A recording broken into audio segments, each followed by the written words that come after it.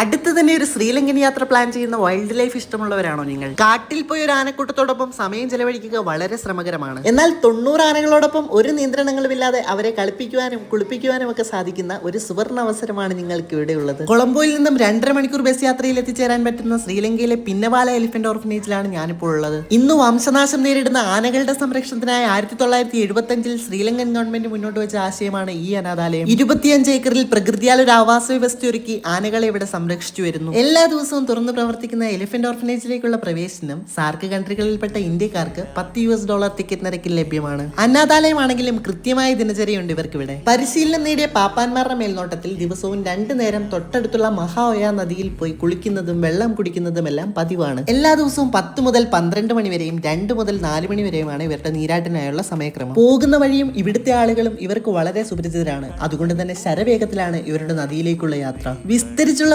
കുളിയെല്ലാം കഴിഞ്ഞതിന് ശേഷം ഇവർക്കുള്ള ഭക്ഷണ സമയമാണ്. ഭക്ഷണം കഴിപ്പിക്കുവാനായി നമുക്കും കൂടാവുന്നതാണ്. ഇത്രയധികം ആനകളോടൊപ്പം വളരെ സുരക്ഷിതമായി സമയം ചിലവാക്കുന്നത് നമ്മുടെ മാനസിക ഉല്ലാസത്തിന് പുറമെ അവരുടെ സംരക്ഷണം ഉറപ്പുവരുത്തുന്നതിനുള്ള പ്രോത്സാഹനം കൂടിയാണ്. സാമൂഹിക അവബോധം പോലും ശരിയായ രീതിയിൽ നടപ്പിലാക്കാത്ത ഭാരത സർക്കാരിന്റെ പ്രോജക്ട് എലിഫന്റ് പൊടിതട്ടിക്കിടക്കുമ്പോൾ കേവലം 5 ആനകളിൽ നിന്ന് തുടങ്ങി ഇന്നും സജീവമായി പ്രവർത്തിക്കുന്ന പിന്നവാല എലിഫന്റ് ഓർഫനേജ് ലോകത്തിന് തന്നെ മാതൃകയാണ്.